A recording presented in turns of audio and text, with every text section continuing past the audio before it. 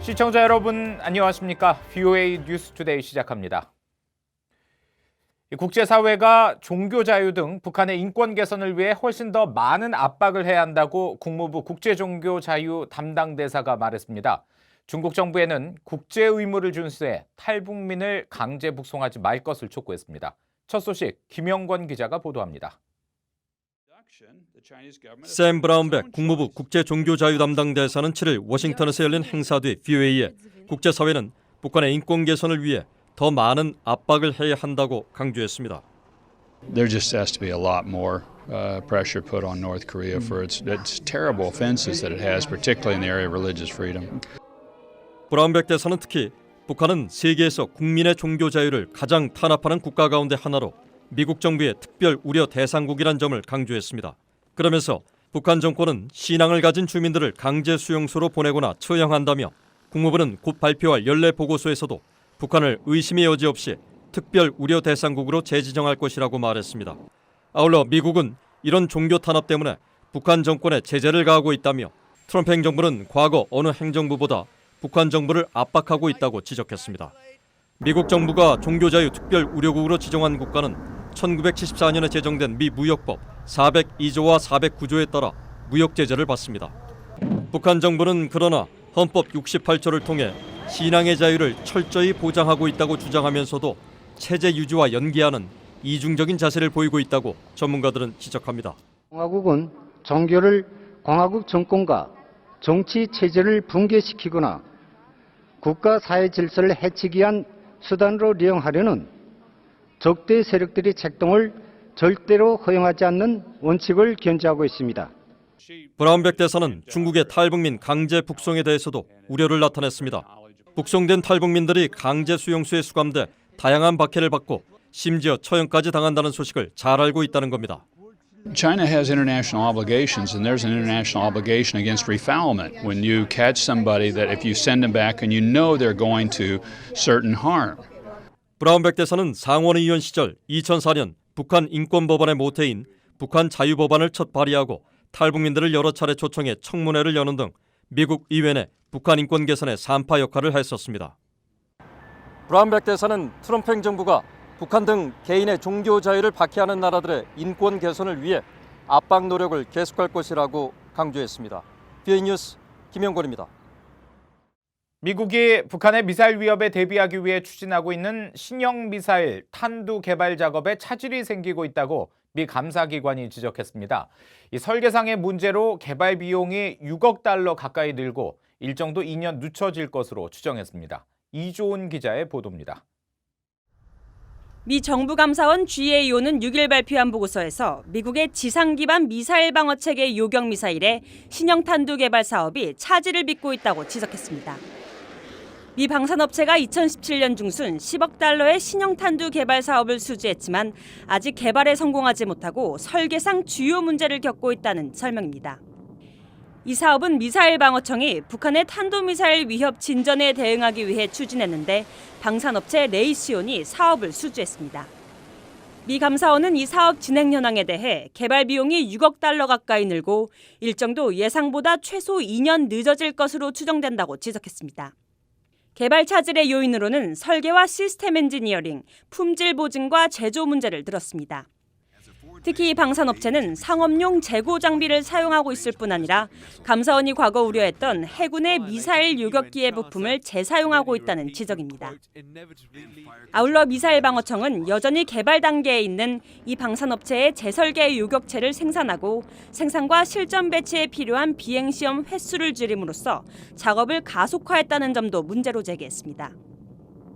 미 감사원은 그러면서 지연된 시간을 이용해 개발에 필요한 시험부터 충분히 진행할 것을 미사일 방어청에 권고했습니다.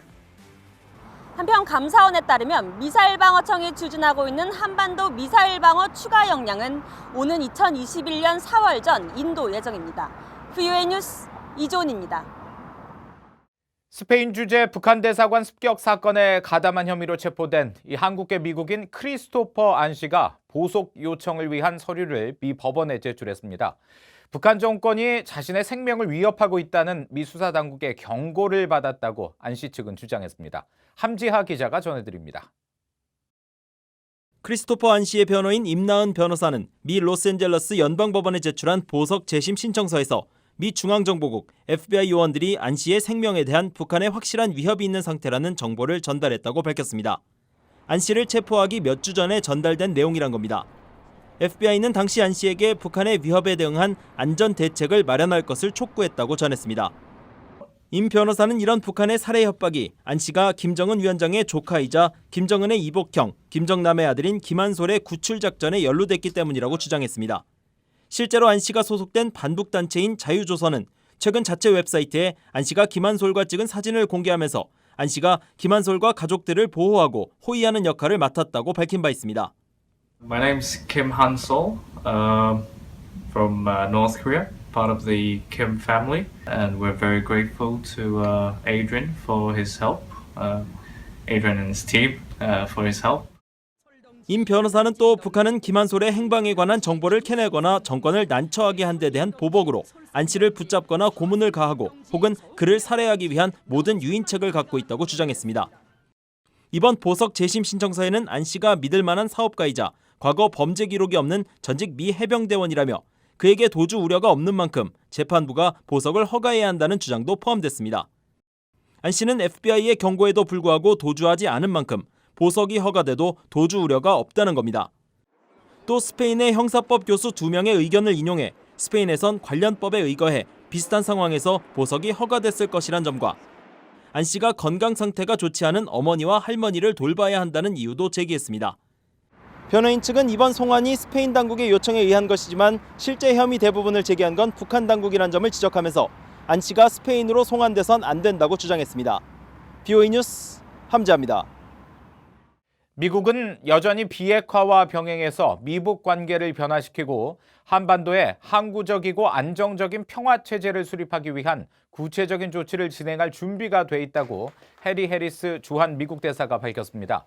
해리스 대사는 7일 서울에서 열린 국방 군사 관련 세미나 기조연설에서 이같이 말하며 북한의 미사일 발사에도 트럼프 대통령은 김정은 위원장에게 계속해서 손을 내밀고 있고 대화와 협상의 문은 여전히 열려 있음을 분명히 하고 있다고 말했습니다. 그러면서도 미국은 제재 해제 이전에 완전한 비핵화를 기대하고 있다는 점을 분명히 밝혔다고 덧붙였습니다. 해리스 대사는 또 미국과 한국은 최종적이고 완전히 검증된 북한의 비핵화라는 공동 목표를 위해 긴밀히 협력하고 있으며 북한이 비핵화할 때까지 제재는 계속된다는 점에 완전히 동의하고 있다고 강조했습니다. 블라디미르 푸틴 러시아 대통령이 한반도 비핵화 협상 과정에서 북한의 안보를 보장해줄 메커니즘에 대해 논의해야 한다고 밝혔습니다. 푸틴 대통령은 7일 러시아 상트페테르부르크에서 열린 연례 국제경제포럼에서 북한은 이라크와 리비아의 예를 봤으며 그들의 운명을 반복하고 싶어하지 않는다면서 이 문제를 가장 심각하게 대해야 한다며 이같이 말했습니다. 또 러시아는 도널드 트럼프 대통령과 김정은 북한 국무위원장이 조만간 다시 만나 북핵 문제 해결을 진전시킬 수 있도록 지원할 것이라고 덧붙였습니다. 한편 이날 같은 행사에 참석한 시진핑 중국 국가주석은 푸틴 대통령과 함께 한반도 문제 해결을 위해 건설적인 역할을 하고 있다며 가장 중요한 일은 핵 문제 관련 당사자들이 불신을 버려야 하는 것이라고 말했습니다. 미국과 한국의 대북협상 실무대표가 오는 19일 워싱턴 민간연구소인 애틀랜틱 카운실 세미나에서 나란히 공개 연설에 나설 예정입니다. 애틀랜틱 카운실은 7일 스티븐 비건 국무부 대북정책특별대표와 이도훈 한국 외교부 한반도 평화본부장이 이날 전략대화 행사에서 기조연설을 한다면서 두 사람이 한 무대에서 발언하는 것은 처음이라고 밝혔습니다. 이날 행사에는 미 하원 외교위원회 소속 테드 요호 의원과 아미베라 의원, 또 조셉 윤 전 국무부 대북특별대표 등이 참석해 교착 상태인 미북 협상을 진단 전망하는 한편 미중 경쟁이 심화하는 가운데 한반도 상황과 한국의 역할을 논의한다고 주최 측은 설명했습니다. 앞서 비건 대표는 지난 4일 워싱턴 한미경제연구소의 컨퍼런스에서 오찬 강연에 나섰지만 비공개로 진행해 구체적인 발언 내용은 전해지지 않았습니다. 이상으로 VOA 뉴스투데이 마칩니다. 함께해 주신 여러분 고맙습니다.